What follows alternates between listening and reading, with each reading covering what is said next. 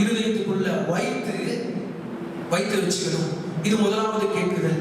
இரண்டாவது கேட்குதல், நாம வைத்த அந்த வார்த்தையின் மூலமாய் நாம ஏதோ கேட்கக்கூடாது. ஆண்டவர் நமக்கு அநேக வார்த்தைகளை கொடுத்திருக்கிறாரு, அநேக விதமான வார்த்தைகளை நாம கேட்டிருக்கிறோம். அந்த வார்த்தையை கொண்டு கர்த்தர் நம்முடைய வாழ்க்கையில என்ன செய்யணும்னு நினைக்கிறாரோ, அல்லது நம்முடைய வாழ்க்கையில என்ன நமக்கு தேவையோ அந்த வார்த்தையை கூட நம்முடைய வாயிலிருந்து தேவனிடத்துல கேட்கிற பொழுது அவர் நிச்சயமா பெரிய காரியங்களை அவர் நிச்சயமா செய்வார். இப்போ ரெண்டு விதமான காரியத்தை நாம பார்த்தோம். இந்த ரெண்டு விதமான காரியத்துல எதுங்க பெஸ்ட்? ஸ்கூல்ல அமைதியா உட்கார்ந்துட்டு இருந்து அப்படியே கவனிச்சுட்டு எக்ஸாம்ல சட்டம் எடுக்கிறது ஓகேவா? இல்ல நம்ம சும்மா டவுட் அப்படின்னு சொன்னா ஸ்கூல்ல நிறைய பேர் டவுட் போய் கேட்டுட்டே இருப்பாங்க. என்னதான் போய் டவுட் கேட்டாலும் எக்ஸாம் எல்லாம் முடிஞ்ச ரிசல்ட் வரும்போது அவங்க மார்க் கேட்காதவங்களை விட கொஞ்சம் கம்மியா தான் இருக்கும். இவன் டெய்லி தினந்தோறும் போய் டவுட் கேட்டுட்டே வந்திருப்பான், ஆனா அவன் படிக்க மாட்டான். ஆனா இந்த காதல கேட்கிறவன் என்ன பண்ணுவான்? ஷார்ப்பா எழுதி அவன் அண்டர் எடுத்துருவான். அப்போ எல்லோருக்கும் ஒரு பெரிய ஆச்சரியம். ஏன்னா என் ஸ்கூல் லைஃப்ல நடந்திருக்கு, நான் என் கண் கூட பார்த்திருக்கிறேன். இப்பேற்பட்டதான ரெண்டு நபர்களை குறிச்சு நான் பார்த்திருக்கிறேன். படிக்கவே மாட்டான், இவனா அண்டர் மார்க் எடுத்தான் அப்படின்னு சொல்லி ஆச்சரியப்படுகிற அளவுக்கு அவன் இருப்பான். இப்ப இந்த ரெண்டு நிலைமையில நாம எந்த நிலைமையில இருக்கணுங்க? நீங்க எந்த நிலைமையில இருக்க ஆசைப்படுறீங்க? 100 மார்க் எடுக்கணுமா, இல்ல கேட்டு 80 மார்க் எடுக்கணுமா? என்னை பொறுத்த வரைக்கும் ரெண்டுமே தேவைதான், ரெண்டுமே ரொம்ப இம்பார்ட்டன்ட் தான். காதுகளால கேட்பது ரொம்ப முக்கியம். ஏன்னா வெகு நாளா ரொம்ப ஜரம் வந்துருச்சு ஒருத்தருக்கு. அவருடைய வாழ்க்கை முடிஞ்சு போகிற ஒரு நிலைமை, ஒரு சூழ்நிலை வந்துருச்சு. இப்போ அந்த மனிதர் ஒரு மனிதன் இடத்துல போய் கேட்கிறாரு, எங்க எனக்கு இப்படியெல்லாம் ஃபீவர் வந்துட்டு நான் சாகுற அளவுக்கு இருக்கிறேன், எனக்கு ரொம்ப பலவீனமா இருக்குது, நான் என்ன பண்ணணும் அப்படின்னு சொல்லி ஒரு மனிதன் இடத்துல போய் கேட்கிறாரு.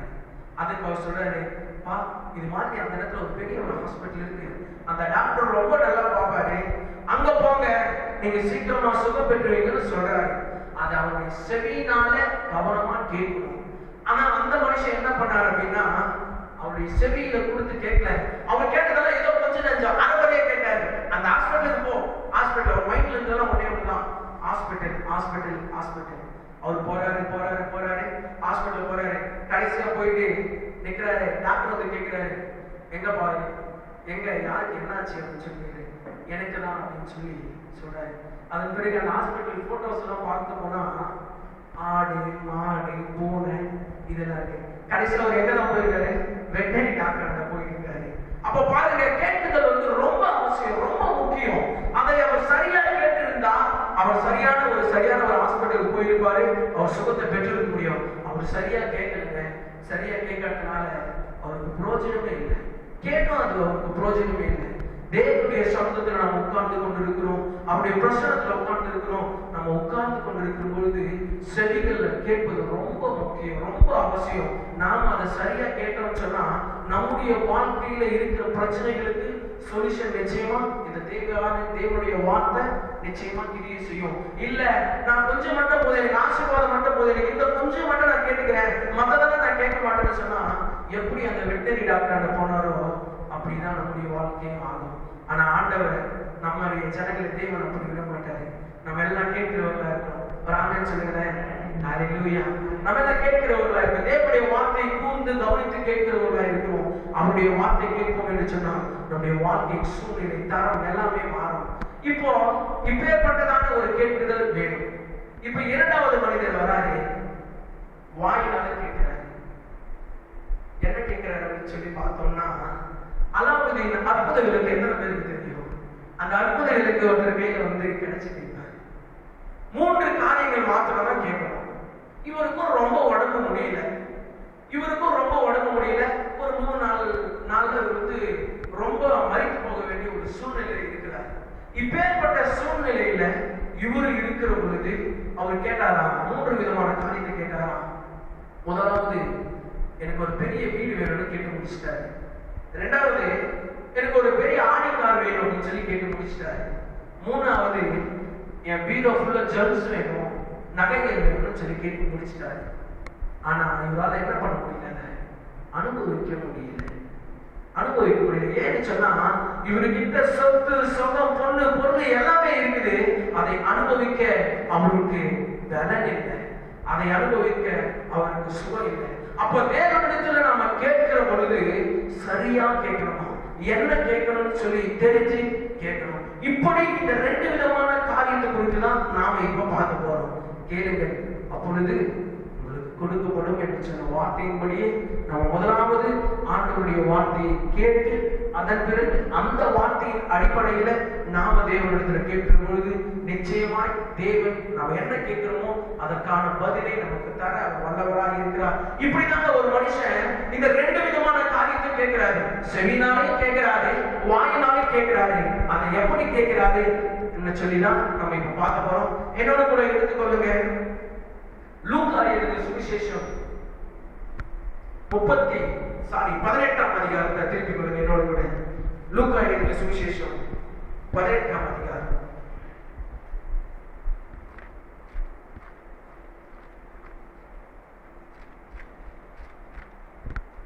அதிகாரத்தில் அப்படியே இருங்க. ரெண்டு வார்த்தை குறித்து சொன்னேன். வார்த்தைகளை காதுகளால கேட்பதும் அவசியம், வார்த்தையை நம்முடைய வாயினால மற்றவர்களிடத்துல கேட்பதும் அவசியம். இந்த ரெண்டு விதமான காரியத்தை ஒரு மனுஷன் கேட்கிறார். அந்த மனுஷன் யார்? அந்த மனுஷன் எப்படிப்பட்டவன்? ஒரு குட்டி ஒரு கதையை சொல்லிட்டு நான் உங்களுக்குள்ளாக அந்த தேவ சத்தியத்துக்குள்ளாக கடந்து பார்க்க ஆசைப்படுறேன். ஒரு அப்பா ஒரு மகன், இவங்க ரெண்டு பேரும் பிரயாணம் பண்றாங்க வச்சுக்கோங்க. கோவில்பட்டியிலிருந்து சென்னைக்கு டிராவல் பண்றாங்க. பஸ்ல டிராவல் பண்றாங்க. பஸ்ல டிராவல் பண்ணும் பொழுது ஒரு கிராமத்துக்குள்ள அந்த பஸ் போகுது. அந்த கிராமத்துக்குள்ள பஸ் போகும் பொழுது கிராமங்கள் எல்லாம் தெரியும், சின்ன சின்ன குடிசை வீடுகள் எல்லாம் இருக்கும். அப்போ கிராமத்துல பஸ் எப்படிதான் போகும்? ரொம்ப ஃபாஸ்டா போகுமா? ரொம்ப ஸ்லோவா போகுது. அந்த மகன் ஜன்னலோரத்துல, பிள்ளைகளுக்கு ஜன்னலோர சீட்டுகளை ரொம்ப பிடிக்கும். அந்த பிள்ளை என்ன பண்றா? அந்த ஜன்னல் ஓரமா அந்த சீட்ல உட்காந்துக்கிறான். உட்கார்ந்து அதை பாக்குறாரு, சுத்தி சுத்தி பாக்குறான். அவனுடைய தகப்பனாரும் பாக்குறாரு. அவனை பிள்ளை என்னதான் பண்ணுதுன்னு பார்ப்போம் அப்படின்னு சொல்லி பார்க்கும் பொழுது அவன் ரொம்ப ஆச்சரியப்படுறான் அதை பார்த்து. ஏன்னு சொன்னா பஸ்ல போகும்போது அந்த வீடுகள் எல்லாம் எப்படி தெரியும் அவனுக்கு? வீடுகள் எல்லாம் நடந்து போற மாதிரி தெரியும். அப்படிதானே தெரியும் எல்லாருக்கும்.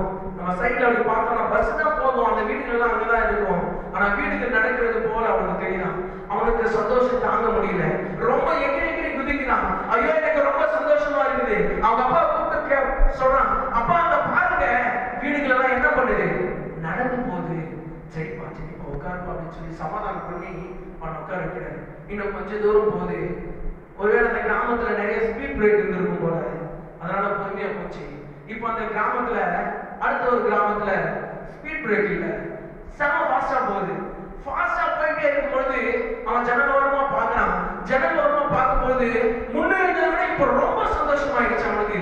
ஏன்னு சொன்னா ஸ்லோவா போகும்போது நடந்த வீடுகள் எல்லாம் இப்ப ஃபாஸ்டா போகும்போது அந்த வீடுகள் எல்லாம் குடுகுடுன்னு ஓடுதான்.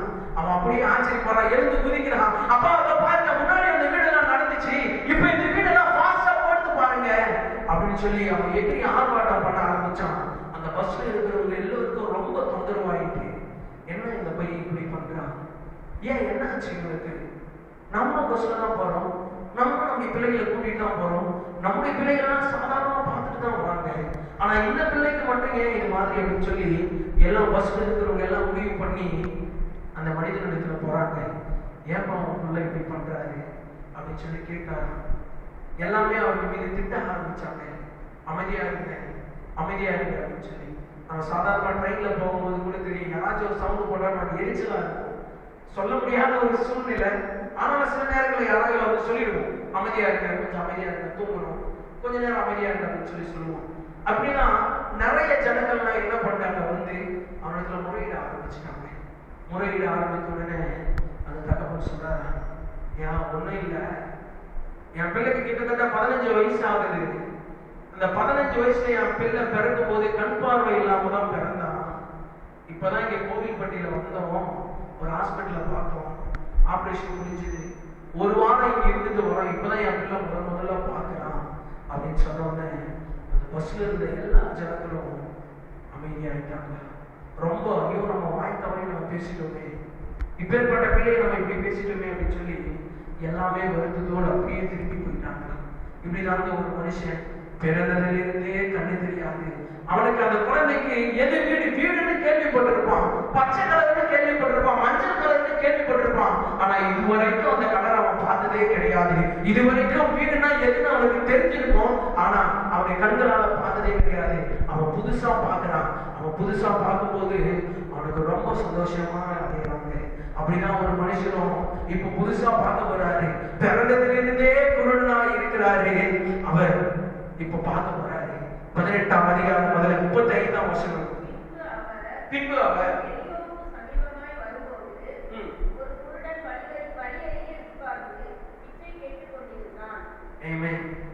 பின்பு அவர் எரிகோவுக்கு சமீபமாய் வரும் பொழுது ஒரு குருடன் வழியருகே உட்கார்ந்து பிச்சை கேட்டுக் கொண்டிருந்தான். எரிகோ நம்ம எல்லாருக்குமே தெரிந்துதான் உங்களுக்கு எரிகோ பட்டணம்.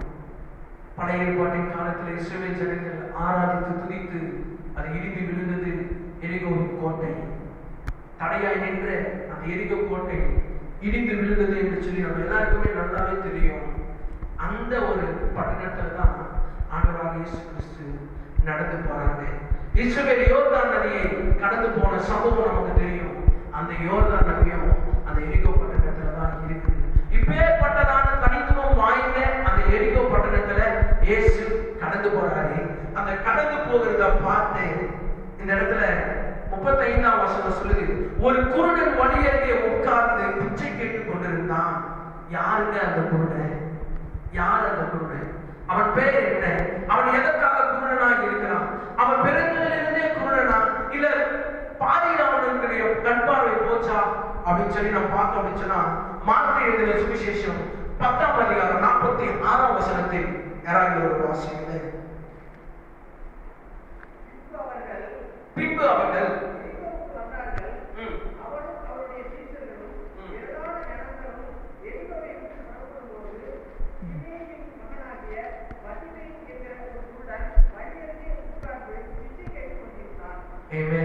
யாரும் இல்லைங்க, தீமேயுவின் குமாரனாகிய பரிதிமேயு என்று பேர் கொண்ட ஒரு மனுஷன் தான். அவன் தாங்க பிறவி குருடனாக இருந்தான். ஏன் அவன் குருடனாக இருக்கணும்? அவனுடைய தகப்பன் தாய்மார் செய்த பாவமா அல்லது அவன் செய்த பாவமா? ஒன்றும் இல்லைங்க, யாரும் செய்த பாவமும் இல்லை. அவன் குருடனாய் பிறந்தது தேவனுடைய நாமம் மகிமைப்படுவதற்காக, தேவனுடைய நாமம் ஜனத்திற்கு முன்பதாய் விளங்குவதற்காக அவன் குருடனாய் அவன் பிறந்தான் என்று சொல்லி நாம் பார்க்கிறோம். இதுல 18ஆம் அதிகாரம் அதுல 36ஆம் வசனத்தை வாசிக்கிறேன்.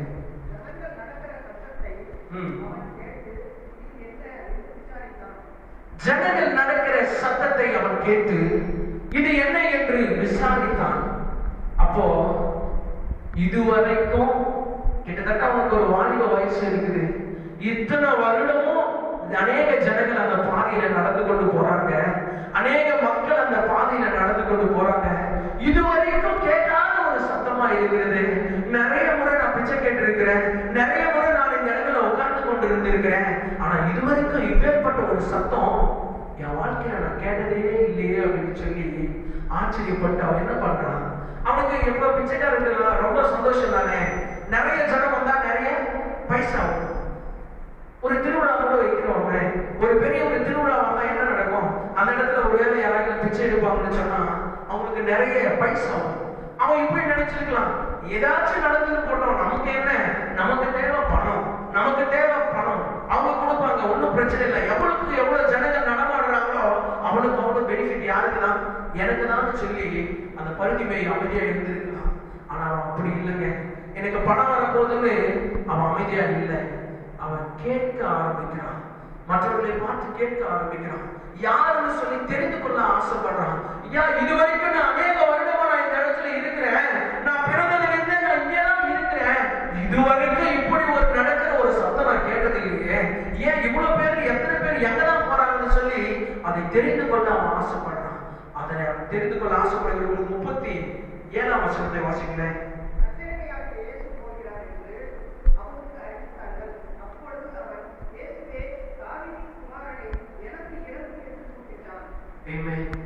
ஜனங்க சொல்றாங்க, யாரு ஏன் இவ்வளவு ஜனங்கள்லாம் நடந்து போறீங்க, எங்க போறீங்க, என்ன நடக்குது அப்படின்னு சொல்லி அவன் கேட்கிறான். முதலாவது நான் சொன்னேன், 2 விஷயம் நமக்கு தேவை. முதலாவது காதால கேட்பது, இரண்டாவது நம்முடைய நாவினால கேட்பது. 2மே முக்கியம். இப்போ முதலாவது இவர் என்ன பண்றாரு, தன்னுடைய வாயினால கேட்கிறாரு, கேட்க ஆரம்பிக்கிறாரு. என்னையா நடக்குது, ஏதாச்சும் நடந்து போட்டா எனக்கு என்ன பிரச்சனை, நான் இப்படியே இருக்க போறேன்னு சொல்றவங்க என்னதான் பண்ணுவாங்க, அமைதியா தான் இருப்பாங்க. வாயில் திறந்து எதுவுமே கேட்க மாட்டாங்க. தேவனிடத்திலேயா இருக்கட்டும், யாரிடத்திலேயா இருக்கட்டும், என் வாழ்க்கை மாறணும், என்னுடைய வாழ்க்கையை புதுப்பிக்கணும், என்னுடைய வாழ்க்கையில ஒரு பெரிய ஆசீர்வாத கடந்து வரணும், நான் இப்பேற்பட்ட சூழ்நிலையில இருக்கிறேன், என் சூழ்நிலை மாறணும்னு சொல்லி நினைக்கிறவங்க நிச்சயமா கேட்டுக்கொண்டு இருப்பாங்க. எது நடந்தாலும் ஒரு ரியாக்ட் பண்ணுவாங்க. என்ன நடக்குது, ஏன், என்ன ஆச்சு, இதுவரைக்கும் இப்பேற்பட்ட ஒரு சம்பவம் இந்த எரிகோ தேசத்துல நடந்ததே இல்லையே, இவ்வளவு பேர் இதுவரைக்கும் இந்த வழியில நடந்து போனதே கிடையாது, என்னைக்கும் இல்லாம இன்னைக்கு மட்டும் எதற்காக போறோம்னு சொல்லி ஒரு பெரிய ஒரு கேள்வி அவனுடைய இதயத்தில் எழுப்பினது நிமித்தமாக அவன் கேட்க ஆரம்பிக்கிறான். ஜனத்தை பார்த்து, பா யாரு, என்னதான் நடக்குது, என்ன ஆச்சு அப்படின்னு சொல்லி கேட்கும் பொழுது அதுக்கு பதில் சொல்றாங்க, நசரேயனாகிய இயேசு இந்த வழியில நடந்து போறாங்க அப்படின்னு சொல்லி சொல்றாங்க. அதை கேட்ட உடனே அவனுடைய இருதயம் ரொம்ப ஆனந்தமாச்சு. ஆனந்தமானதுக்கு காரணம் ஒண்ணுதாங்க, அவன் இயேசு யார் என்று சொல்லி அறிந்திருந்தான்.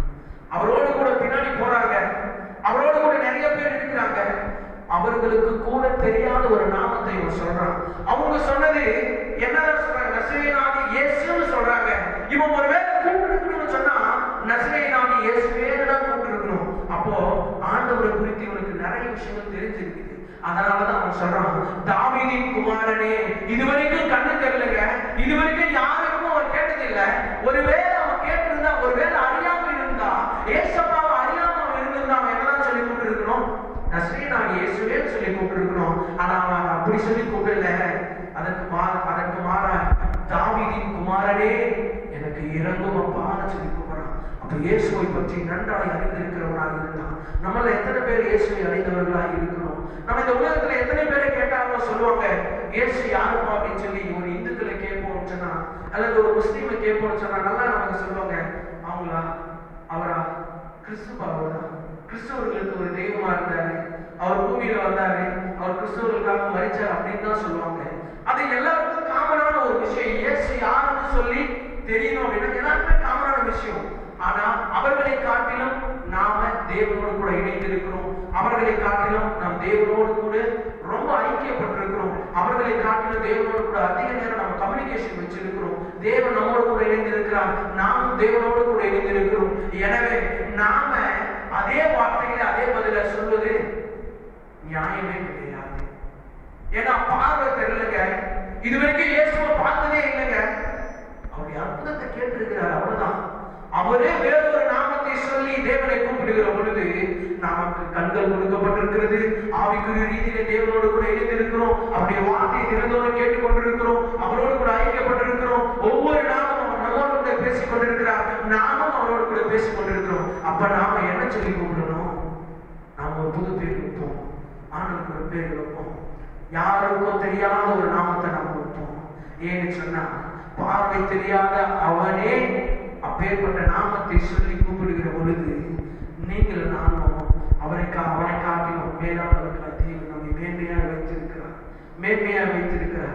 அந்த நல்ல தேவனுக்கு நாம் நன்றி உள்ளவர்களாக, அவர்களோடு கூட இணைந்திருக்கிறவர்களாக, இசைந்திருக்கிறவர்களாக நாம் இருப்போம்.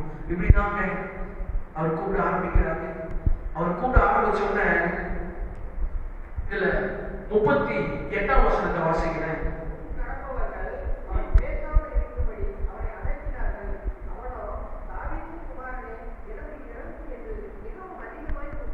இந்த 38ஆவது வசனத்தை நல்லா கவனிச்சு பாருங்க.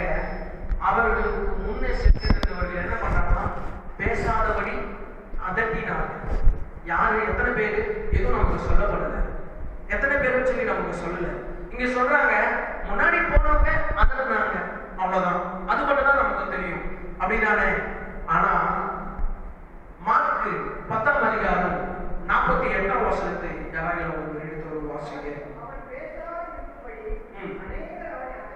போதும், அநேகர் அவரை அதற்றினார்கள். இந்த இடத்துல பாக்குறோம் இல்லப்பா, அந்த இடத்துல ஒரு மனுஷன் போயிருந்தாங்க, அவங்க கூட போனவங்க ஏதோ கொஞ்சம் பேர் கொஞ்சம் பேர் கூட சொல்ல அவங்க அதற்காங்க அப்படின்னு சொல்றாங்க. ஆனா இந்த இடத்துல அநேகர்னா நிறைய பேரு, கொஞ்சம் பேர் இல்லைங்க. போறவங்க வரலாம் நமக்கு நல்லாவே தெரியும். ஒரு பிச்சைக்காரரே நம்ம இந்த உலகத்துல வந்து ஒரு வேற விதமா பார்ப்பாங்க. அதுவும் கண்ணு தெரியாதவர்களை இன்னும் கொடுமையா பார்ப்பாங்க. அந்த காலகட்டத்துல எப்படி எல்லாம் பார்த்திருப்பாங்க. என்னடா உனக்கு நீ ஓரமா நீ எல்லாம் இங்க வரக்கூடாது, நீ எல்லாம் இங்க கிட்ட வந்து சேரக்கூடாது அப்படின்னு சொல்லி நிறைய பேரு அவனை அதட்டி இருப்பாங்க. ஆனா மெயின் ரீசன் என்னன்னா, இயேசு கிறிஸ்து வந்ததே யாருக்காக தான்? அந்த பரிதிமை குருடனுக்காக தான்.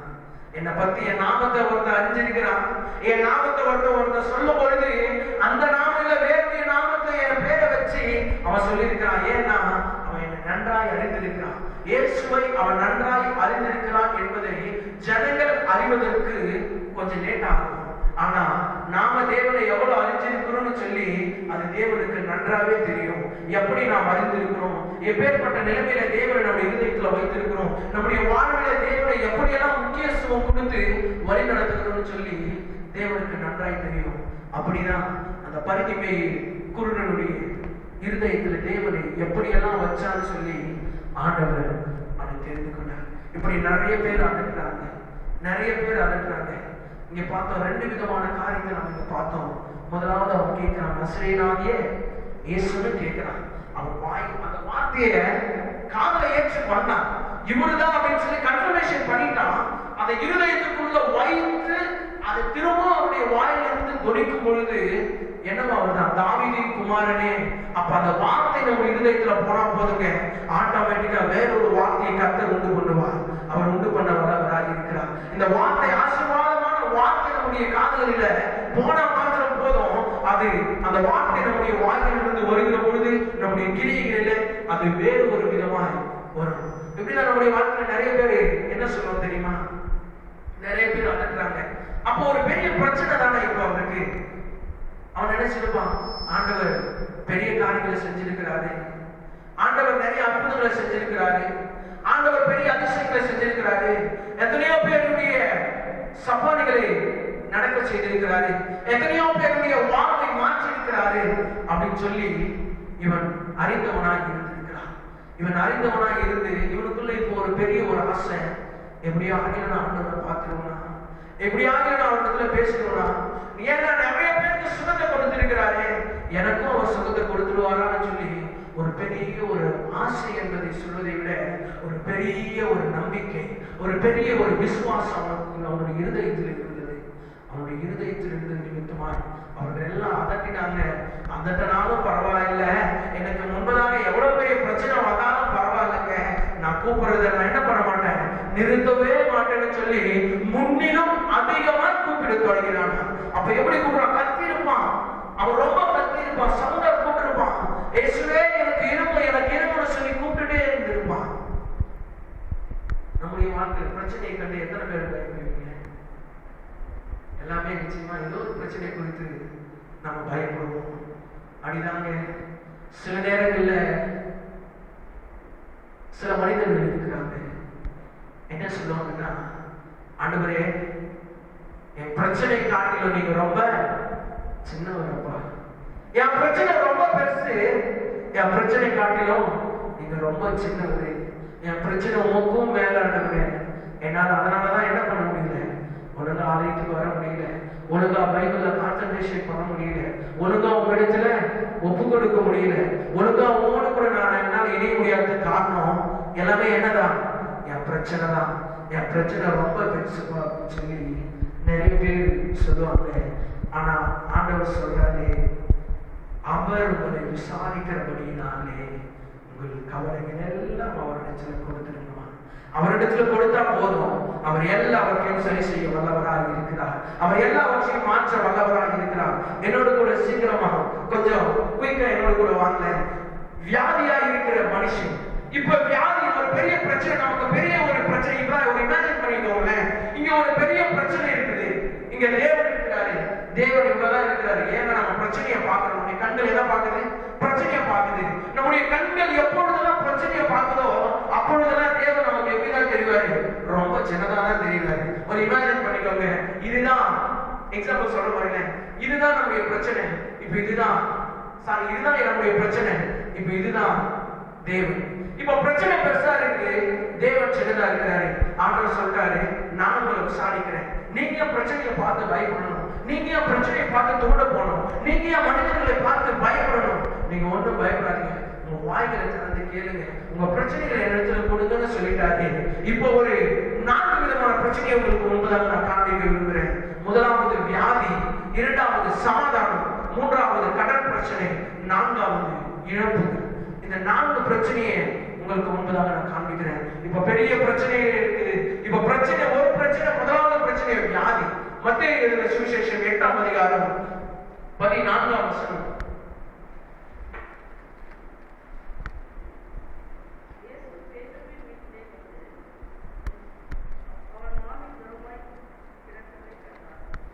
பேதருடைய மனைவி ஜெரமா இருக்கிறாங்க, ஒரு வியாதிங்க. அந்த வியாதியிலிருந்து கர்த்தர் சுகத்தை கொடுக்கிறவராக இருக்கிறார். அந்த வியாதி எங்க? இப்போ பேதரு என்ன பண்ணிருக்கலாம்? வேறொரு வைத்தியர் இடத்துல கூட்டிக் கொண்டு போயிருக்கலாம், அல்லது வேறொரு மருத்துவர் இடத்துல கூட்டிக் கொண்டு போயிருக்கலாம். ஆனா அவர் அதை செய்யல. ஆண்டவர் கூப்பிட்டு வர்றாரு, பா நீங்க வாங்க. பேதரு வீட்டுக்கு தான் போறாங்க. பேதரு வீட்டுல போகும் பொழுது அவங்க மாமி ஜனமா இருக்கிறது கண்டு ஆண்டவர் என்ன பண்றாரு? ஒரு சுகத்தை கொடுக்கிறாரு. அப்போ பிரச்சனையின் இடத்துல தேவன் வந்தாவே அங்க சுகம் கிடைக்குதுன்னா, பிரச்சனையே தேவனிடத்துல கொடுத்தா அந்த பிரச்சனை இருக்குமா? நிச்சயமா இருக்காது. வியாதியிலிருந்து குணமாக்குகிறது.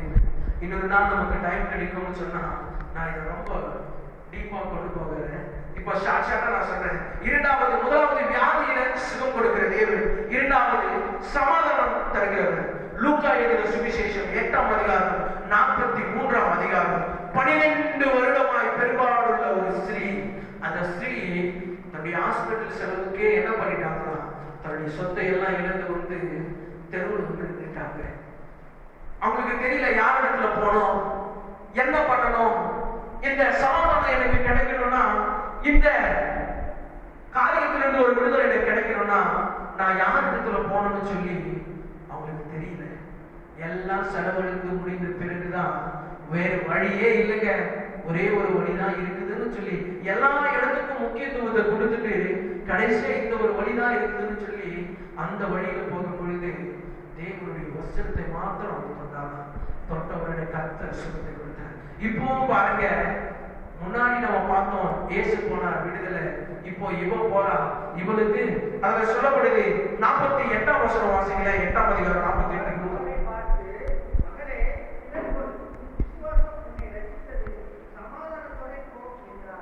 விசுவாசம் உன்னை ரட்சித்தது, சமாதானத்தோடே போ. இதுவரைக்கும் நீ சமாதானம் இல்லாம இருந்தமா, கவலைப்படாத, இனிமே உனக்கு சமாதானம். ஏன்னு சொன்னா நீ விசுவாசித்த, தெரிஞ்சோ தெரியாமலோ நீ என்ன விசுவாசித்த, உன் விசுவாசம் உன்னை ரட்சித்தது.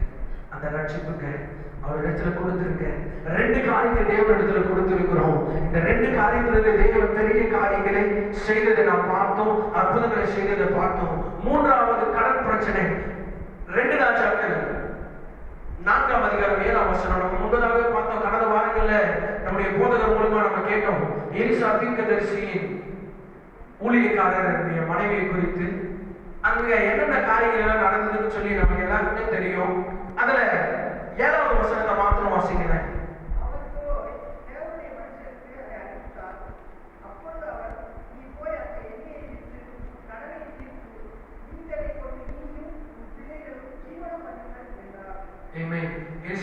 போயிட்டாரு, எல்லா காரியங்களும் நடக்குது. என்ன ஒரு கூட என்ன மாத்திரம் தான் இருக்குதுன்னு சொல்லிட்டாங்க. பாத்திரத்தை எல்லாம் நிரம்பப்பட்டது. இப்போ அதை போய் ஊழியக்காரத்துல அறிவிக்கிற பொழுது அவர் சொல்றாரு, பரவாயில்லமா, ஓகே நீங்க போங்க, முதலாவது கடன் பிரச்சனை என்ன பண்ணுது நீ தீர்த்து கொடு. அப்போ கடன் பிரச்சனையோடு தேவனுடைய ஊழியக்காரனாகிய தேவனுடைய தீர்க்கதரிசியின் இடத்துல போறாங்க. இப்போ என்ன ஆகுது? கடன் பிரச்சனை மாறுது. அப்படிதான் பிரச்சனை 3 விதமான பிரச்சனை. முதலாவது வியாதி என்ற பிரச்சனை, கர்த்தர் சுகமளித்தார். இரண்டாவது 12 வருடமாய் பெரும்பாடு. அந்த பெரும்பாடுகளில் இருந்து தேவன் ஒரு முழு சுகத்தை, சமாதானத்தை கொடுத்தார். சமாதானம் இல்லாதவர்களுக்கு தேவன் சமாதானத்தை கொடுக்கிறவராக இருக்கிறார். மூன்றாவது கடன் பிரச்சனை. கடன் பிரச்சனையா இருந்த அவளை கர்த்தர் கடன் எல்லாம் நீக்கி அவரை சுதந்திரமாய் நேர்த்தியாய் செம்மையை மற்ற மனிதர்களைப் போல அவர் வாழ வைத்தார். கடைசியா இழப்புகள். இந்த இழப்பு தாங்க நம்முடைய வாழ்க்கையில ரொம்ப ரொம்ப ரொம்ப ரொம்ப நம்முடைய இருதயத்தை பாதிக்க வைக்கப்படுகிறது. அந்த இழப்பு தான். நம்ம பெரிதாய் நம்பியிருப்போம் ஒரு மனுஷனை என்ன பண்ணுவோம், அவங்க நமக்கு விரோதமா ஏதாவது ஒரு காரியத்தை செஞ்சிருவாங்க. அப்போ ஒரு இழப்பு.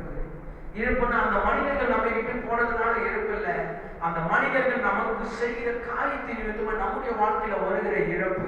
அவங்க சாதாரணமா போயிட்டா பிரச்சனை இல்லை, அவங்க நம்மளோட கூட பழகி சாதாரணமா போயிட்டா ஒரு பிரச்சனை இல்லை, நம்ம நேர்த்தியா இருந்துடலாம். ஆனா அவங்க நமக்கு செய்வாங்க பாருங்க, அப்பேற்பட்ட காரியத்தை செய்வாங்க. அப்பேற்பட்ட இழப்புகளை நம்முடைய வாழ்க்கையில இருக்குன்னு சொன்னா தேவனை மாற்ற வல்லவராக இருக்கிறார். தேவன் அதை இழப்புகளை எல்லாவற்றையும் மாற்றி இரட்ட தனியான ஆசீர்வாதத்தை அவர் தர வல்லவராக இருக்கிறார். யோபு பத்தி நம்ம எல்லாருக்கும் நல்லாவே தெரியும். அநேக காரியங்கள் இழந்து போனான், அநேக காரியங்கள் இழந்து போனான், சொத்து இழந்து போனான், பிள்ளைகளை இழந்து போனான், வீடுகளை இழந்து போனான். ஆனாலும் கடைசியில சொல்லப்படுது, யோபு 42ஆம் அதிகாரம் அதிலே 10வது வசனத்தை வாசிக்கிறேன்.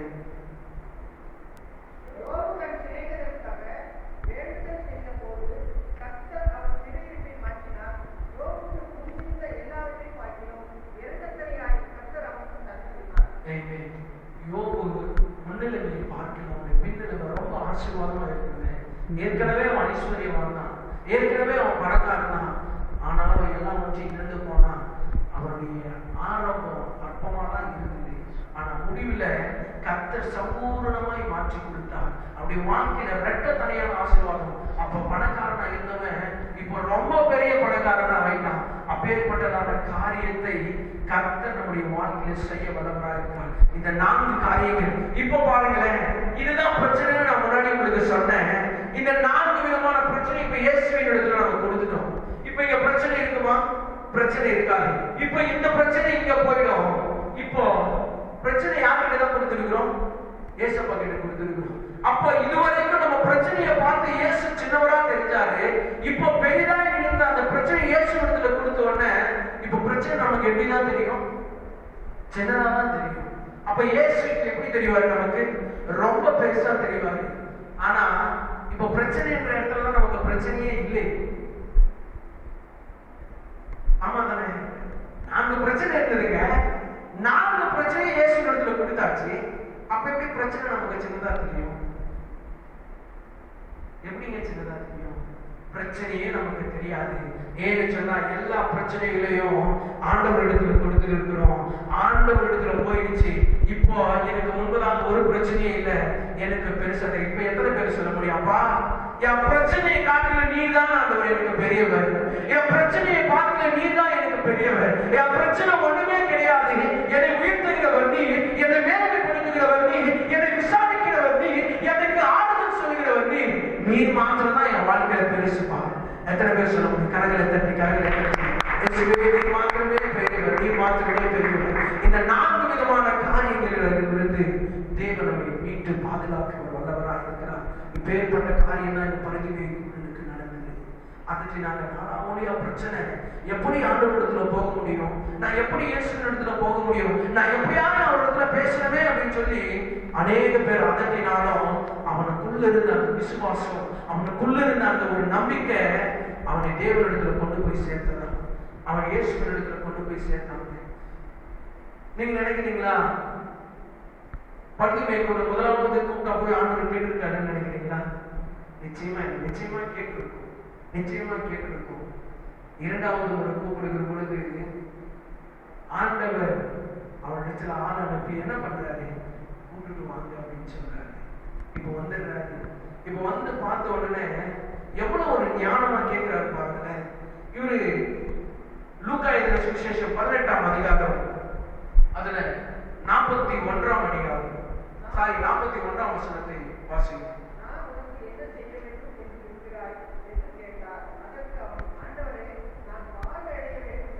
இப்ப இயேசு கேட்கிறாரு, நான் உனக்கு என்ன செய்ய வேண்டும் என்று இருக்கிறாய் என்று ஆண்டவராக இயேசு கிறிஸ்து பரிந்துரை பார்த்து கேட்கிறாரு. நம்ம எல்லாருக்குமே தெரியும், ஒரு சாதாரண ஒரு செலிபிரிட்டி இப்ப இங்க வந்தாங்க அப்படின்னு சொன்னா நம்ம ரொம்ப நாளா பார்க்கணும். ஒரு ஆக்டரோ அல்லது வேறொரு தேவ மனுஷரோ இல்ல ஒரு ஜெஸ்டனிடி வச்சுக்கோங்களேன். அவங்கள பார்க்கணும்னு ரொம்ப நாள் நமக்கு ஆசையா இருக்கும். அவங்க வந்தவொடனே அவங்க டக்குன்னு நம்ம இடத்துல பேசும்போது நம்ம சரியா பேசுவோம்னு நினைக்கிறீங்களா? நிச்சயமா சரியா பேச மாட்டோம். ஐயோ இவங்க வந்துட்டாங்க, அந்த ஒரு பூரிப்போடு இருக்கும், அந்த ஒரு ஹாப்பினஸ், அந்த ஒரு சந்தோஷத்தோட நாம இருப்போம். எப்படி இவங்க நான் பார்க்கறேன்னா, இவங்களோட கூட நான் இருக்கிறேன்னா அப்படின்னு சொல்லி நம்ம மெய் மறந்து போவோம். என்ன பேசுறாங்கன்னு சொல்லி கூட நம்ம காதுலயே கேட்காது. ஆனா அந்த செலிபிரிட்டிஸை காட்டிலும் என் தேவனாகிய கர்த்தர் பெரியவர், அவர் பெரிய காரியங்களை செய்கிறவர். அந்த தெய்வம் பரிதி மேய்க்கிறவர்கள் இடத்துல வந்து கேட்கிறாரு, பா அவருக்கு என்ன செய்யலாம் பாருங்க. எவ்வளவு ஒரு ஞானமா கேட்கிறான். கேட்கிறதுல ஞானமா கேட்கணும், நம்ம சரியா கேட்கணும். ஆண்டவர் தான் இருக்கிறார், நம்ம ஆண்டவர் நமக்கு எல்லாவற்றையும் அவர் செய்வாரு. அவர் ஞானமா கேட்கிறான், எனக்கு ஒண்ணும் வேண்டாம்ப்பா, எனக்கு பொண்ணு வேண்டாம், பொருள் வேண்டாம், எதுவுமே வேண்டாம். அவன் இடத்துல நினைச்சிருப்பான், எனக்கு பார்வை கிடைச்சா மாத்திரம் போதும். மேபி அவன் பார்வை கேட்டதுக்கு ஒரு மெயின் ரீசன் என்னவா இருக்குன்னு சொன்னா, கடைசி வசனத்தை வாசிக்கிறேன்.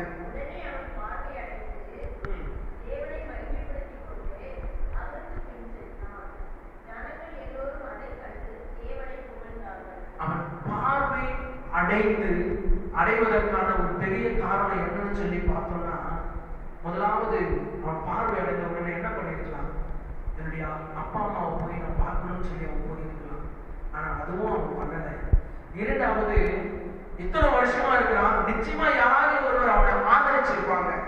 ஒரு 10 ரூபாவோ இல்ல டெய்லி ஒரு சாப்பாடு ஏதோ வாங்கி வந்து கொடுத்து கொஞ்ச நேரம் பேச்சு கொடுத்துருப்பாங்க, எப்படிப்பா இருக்கேன், நல்லா இருக்கியா அப்படின்னு சொல்லி. ஏன்னா அந்த ஊர்லயே அந்த தேசத்துலயே அவன் எடுக்கிற பொழுது அவனுக்கு தெரிஞ்சவர்கள் யாராவது இருந்திருப்பாங்க, பேசியிருப்பாங்க. ஒருவேளை இவன் அவங்கள பெருசா நினைச்சிருந்தா அவன் என்ன பண்ணிருக்கலாம், அவங்களிடத்துல போயிட்டு நம்ம ஐயா நீங்க போட்டீங்க, இது வரைக்கும் எனக்கு கண்ணு தெரியாம இருந்தது, இது வரைக்கும் என்ன ஆதரிச்சிங்க, இது வரைக்கும் என்ன பாதுகாத்தீங்க, உங்களுக்கு நன்றின்னு சொல்லியிருக்கலாம்.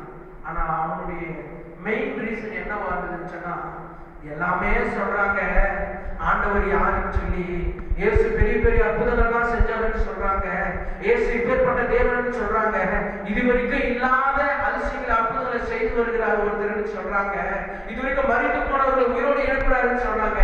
நான் முதலாவது அவர் யாருன்னு பார்க்கணும், யாருன்னு நான் என் கண்களால பார்க்கணும் அப்படின்னு சொல்லி அவனுக்கு பெரிய ஒரு விருப்பமா இருந்தது. அவன் பார்த்துட்டான், சரி பார்த்துக்கொண்டே ஒரு நன்றி சொல்லிட்டு போக வேண்டியது தானே. ஆனா அவன் அதை அப்படி பண்ணல. அவன் தேவனை துதிக்கிறான், தேவனை அவன் துதிக்கிறவனாக, ஆண்டவரே இதுவரைக்கும் கண்ணு தெரியாம இருளின் வாழ்க்கையில வாழ்ந்திருந்தப்பா, உம்மிடத்துல நான் பேசுறேன், நீர் எனக்கு செவி கொடுத்தி, அதனால இப்பொழுது இருளான என் வாழ்வு வெளிச்சமாய் மாறி இருக்கிறது, அதற்கு உனக்கு நன்றின்னு சொல்லி பிரைஸ் பண்றான், துள்ளி குதிக்கிறான். அன்னைக்கு அந்த பேருந்துல அந்த பஸ்ல குதிச்சு அந்த சின்ன பிள்ளையை கொஞ்சம் ஞாபகப்படுத்தி பாருங்களேன், அதை காட்டிலும் அதிகமான சந்தோஷம் இருந்தது. இதுவரைக்கும் பார்த்ததில்ல, இயேசு யாருன்னு சொல்லி அவன் பார்த்ததில்லை, முதல் முறையா அவன் கண்களால பார்க்கிறான். இதுவரைக்கும் கேள்விப்பட்டிருந்தவன் இப்ப தன்னுடைய கண்களால பார்க்கிறான். அப்படின்னா அவன் பச்சைனா எதுன்னு சொல்லி கூட தெரிஞ்சிருக்காது, வீடுனா எதுன்னு கூட சொல்லி தெரிஞ்சிருக்காது, இப்போ அவன் கண்களால பார்க்கிறான். அவன் எகிரி துள்ளி குதிச்சு ஆனந்தத்தோடு குதிச்சு அவன் என்ன பண்றான், ஆண்டவருக்கு பின்பதாகவே அவன் நடந்து கொண்டிருக்கிறான். அதாவது ஃபாலோ பண்றான், அவனை பின்தொடர்கிறவனாக இருக்கிறான். நம்முடைய வாழ்க்கையில ஆவிக்குரிய ரீதியில முதலாவது நம்முடைய தேவனுடைய வார்த்தையை நம் காதுகளால் கேட்கிறவர்களாக இருக்கணும். இரண்டாவது, அந்த வார்த்தையை கேட்டல்லவா அந்த வார்த்தை இருதயத்துல வைத்து அது வெளியே வருகிற பொழுது, வெளியே புறப்படுகிற பொழுது அந்த வார்த்தையை நம்முடைய இருதயத்துக்குள்ளே பரிசுத்தப்படுத்தி தேவன் அதை மாற்றி வேறொரு வார்த்தையால் நம்முடைய வாயிலிருந்து புறப்பட அவர் செய்வார். அப்பேற்பட்ட காரியங்களை செய்கிற பொழுது எப்படி, முதலாவதே நான் முன்னாடியே சொன்னேன், அவனுடைய தகப்பன் தாய் செஞ்ச பாவத்துக்காக அவன் குருடனாய் பிறக்கல, தேவனுடைய நாமம் மகிமைப்படுவதற்காக அவன் குருடனாய் பிறந்தான் என்று சொல்லி இந்த கடைசி வசனத்துல கடைசி பகுதி சொல்லுது, அதை ஜனங்கள் எல்லோரும் அதை கண்டு தேவன் புகழ்ந்தார்கள், அவருடைய நாமம் விளங்குவதற்காக தாங்க. அவர் ஒரு நாள் நம்மை தீமையான ஒரு காரியத்திற்குள்ளாய் நேர்த்தியாய் அவர் நடத்துகிற தேவன் அல்ல. அவர் நம்மை சபையான பாதையில நடத்துவார், நம்மை இருளின் பாதையில நடத்துகிற தேவன் அல்ல, அவர் வெளிச்சத்தின் பாதையில நடத்துகிற தேவனாக இருக்கிறார். எப்பேற்பட்ட காரியமாக இருந்தாலும் சரி திட நம்பிக்கையோடு இருங்க. இதுல சொல்லப்பட்டது 42ஆம் வசனம், இயேசு அவனை நோக்கி, நீ பார்வை அடைவே ஆயாக, உன் விசுவாசம் உன்னை ரட்சித்தது. முன்னாடியே சொன்னான், விசுவாசித்தான். எப்படி ஆகிலும் ஆண்டவர் என்னோடு கூட பேசுவாரு, எப்படி ஆகிலும் நான் ஆண்டவரோடு கூட போகணும்னு சொல்லி அநேக பிரச்சனைகளுக்கு மத்தியில நிறைய பேர் அதட்டினாங்க. அவர்களுக்கு மத்தியிலும் நான் எப்படி ஆகிலும் போகணும்னு சொல்லி அவருடைய விசுவாசம், அவருடைய நம்பிக்கை, அவருடைய விடாமுயற்சியினால அவன் இயேசுவை கண்டடைந்தான், சுகம் பெற்றான், பார்வையடைந்தான், வெளிச்சத்தின் பாதையில தேவன் நடத்துகிறவராக இருந்தார். அப்படியே தேவனை அவர் பின்தொடர்கிறவராக இருந்தார். இப்படிதாங்க நம்முடைய வாழ்க்கையிலும் கர்த்தரை அறிஞ்சு கொள்ளணும். எப்பங்க கர்த்தரை அறிஞ்சு கொள்றது? நம்ம எல்லாருமே அறிஞ்சிட்டோம், அப்படிதானே? இயேசு யாருன்னு சொல்லி நமக்கு எல்லாருக்குமே தெரியும். அவர் எப்பேற்பட்ட காரியங்களை செய்து வருகிறாருன்னு சொல்லி நமக்கு தெரியும். முதலாவது நாம் அவரை அறிஞ்சிட்டோம். இரண்டாவது அவருடைய வார்த்தைகளை கேட்கிறவர்களாக இருக்கணும். அவருடைய வார்த்தைகள் நாம் தினந்தோறும் கேட்டுக்கொண்டிருக்கிறோம். நம்ம எல்லாம் வாக்கியவான்களா இருக்கிறோம். நம்ம எல்லாம் ரொம்ப ஸ்பெஷலா இருக்கிறோம் ஆண்டவருடைய சமூகத்துல. ஏன்னு சொன்னா இந்த வாக்கியம் யாருக்குமே கிடைக்கல பாருங்களேன். ஒவ்வொரு நாளும் தினந்தோறும் தேவனுடைய வார்த்தை நம்முடைய காதுகளினால நம்ம கேட்டுக்கொண்டு இருக்கிறோம். நிறைய பேருக்கு இந்த ஆப்பர்ச்சுனிட்டி கிடைக்கிறதே கிடையாது. நிறைய பேருக்கு தேவனுடைய வார்த்தை தினந்தோறும் கேட்கிற ஒரு வாய்ப்பு கிடைக்கிறதே கிடையாது. ஆனா நமக்கு கர்த்தர் அருளின ஈவு நிமித்தமா, கர்த்தர் நமக்கு கொடுத்த கிருபை நிமித்தமா அவர் தினந்தோறும் அவருடைய வார்த்தைகளை நம்மோடு கூட பேசிக் கொண்டிருக்கிறார். அந்த வார்த்தை நம்ம பலப்படுத்தி வருகிறது. அந்த வார்த்தை நம்முடைய வாழ்க்கையில உயர்வை கொண்டு வருகிறது. இப்போ முதலாவது கர்த்தரை நாம் அறிந்து கொண்டுட்டோம். இரண்டாவது அவருடைய வார்த்தையை கேட்கணும். மூன்றாவது எந்த வார்த்தையை கேட்டோமோ அதை நாம் விசுவாசிக்கிறவர்களா இருக்கணும். எந்த வார்த்தையானாலும் இருக்குதுங்க. இதுவரைக்கும் மனிதர்களால முடியாத ஒரு வார்த்தையை இங்க தேவ ஆவியானவர் நம்மோடு கூட சொல்வார் என்று சொன்னா அது மனிதனால தாங்க முடியாது. அது பல விஷயங்களால நிறைய பேர் எப்பேற்பட்ட காரியம், எப்பேற்பட்ட சோர்ஸ வச்சு பண்ணாலும் அந்த காரியம் முடியாதுன்னு சொல்லி நமக்கு தெரியும். பரவாயில்ல, முடியாத முடிய செய்கிறது தான் ஆண்டவர் சொல்றாரு. ஏன்னா எல்லா மனிதர்களாலும் முடிகிற காரியத்தை கர்த்தர் சொல்லுவாருன்னு சொன்னா அதுல ஒன்றுமே இல்லையே. முடியாத முடியப்படுகிற தேவன் நம்மோடு கூட இருக்கிறார். எத்தனை பெரிய ஹாஸ்பிட்டலுக்கு போயிருந்தாலும் அந்த பரிமையுடைய பார்வை நிச்சயமா கிடைச்சிருக்காது. ஆண்டவரை பார்த்தா சரியான ஒரு சொல்யூஷன். சரியா கேட்டா, காதுகளால கேட்டா, சரியா வாயினால அவரிடத்துல கேட்டா அதை பெற்றுக்கொள்ளலாம். அப்படியே நாம் சரியாக்கியா நம்முடைய காதுகளால தேவனுடைய வார்த்தையை கேட்போம், நம்முடைய வாயினால அவருடைய துதியை சொல்லி வருவோம். நமக்கு என்னென்ன தேவைகள் எல்லாம் இருக்கிறதோ, என்னென்ன காரியங்கள் எல்லாம் தேவன் நம்முடைய வாழ்க்கையில செய்யணும்னு நினைக்கிறாரோ, நம்முடைய இருதயத்தில் ஏவுறாரோ எல்லா காரியங்களையும் அவரிடத்துல நாம் கேட்போம். அதை விசுவாசத்தோடு பற்றி கொள்வோம். கர்த்தர் பரிமையை கொண்டு வெளிச்சத்தின் பாதையில் நடத்துவது போல நம்மை வெளிச்சமாய் வைத்திருக்கிறார். நம்மை கொண்டு மற்றவர்களை வெளிச்சத்தின் பாதையில தேவன் அவர் நடத்த வல்லவராக இருக்கிறார். எல்லாம் அப்படியே கண்களில்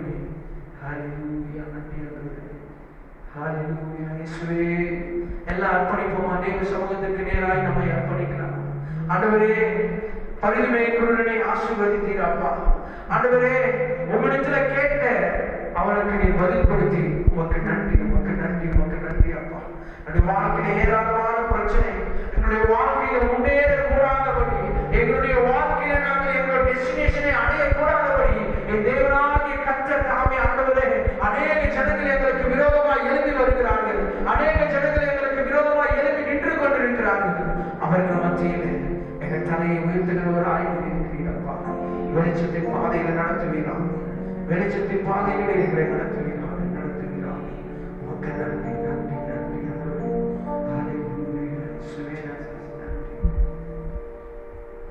நாம் அப்படியே கருத்தாய் கர்த்தரை நோக்கி பார்ப்போம்.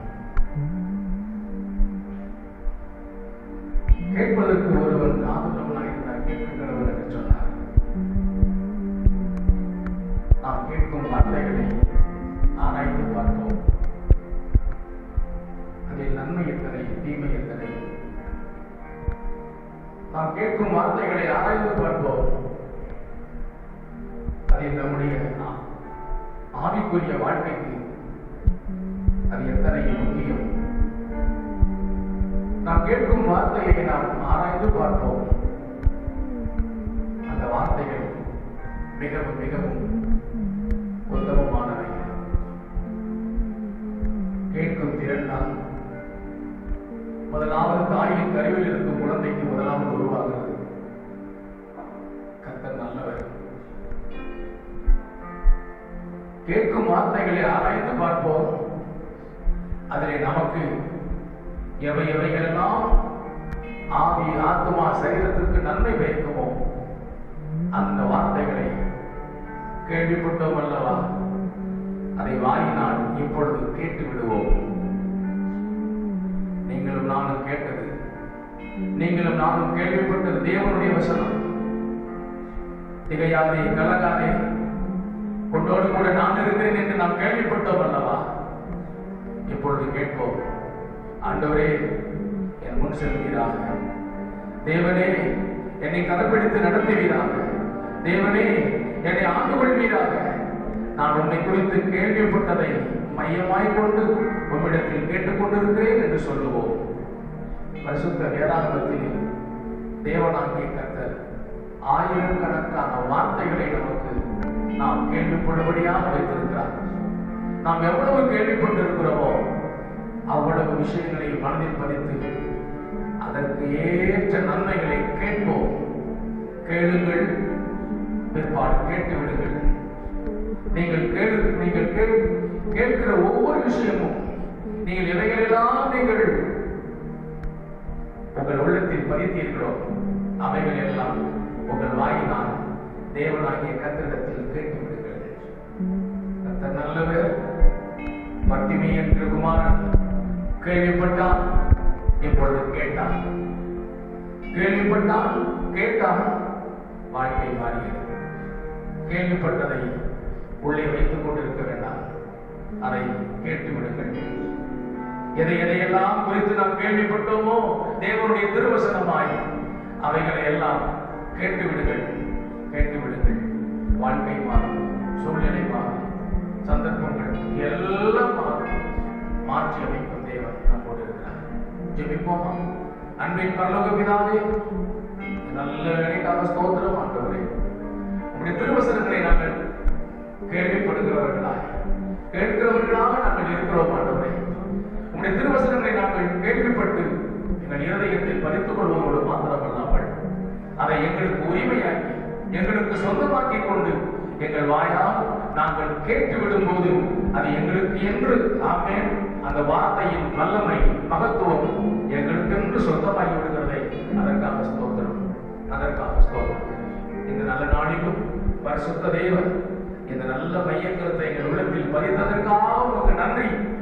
நாங்கள் கேள்விப்பட்ட உங்களுடைய திருவசனத்தை எங்கள் வாயினால் கேட்டு வாழ்க்கையில் வளம் பெற வேண்டும் என்ற மையக்கருத்தை பரிசுத்த ஆவியானவரே எங்களை உணர்த்தி வைத்து காண்பிப்பதற்காக உங்க கோடான கோடி ஸ்தோத்திரம்.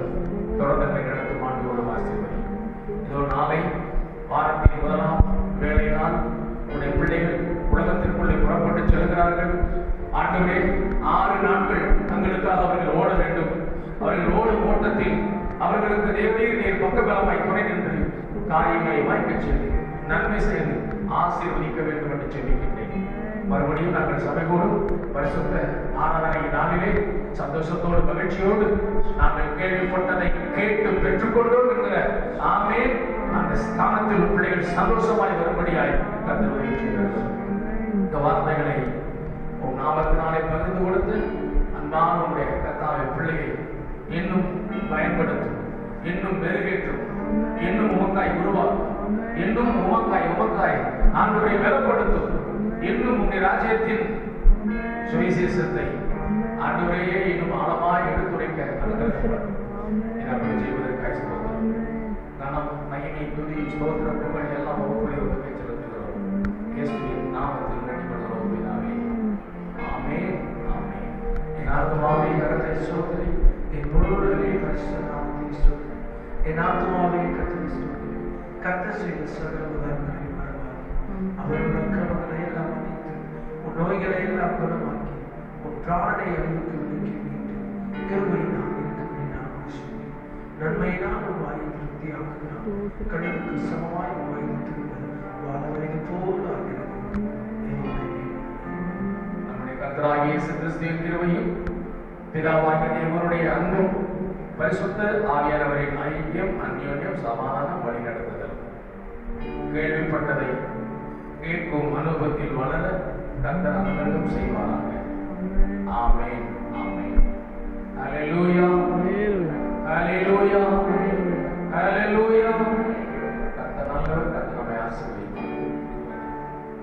வாழ்த்துக்கள்.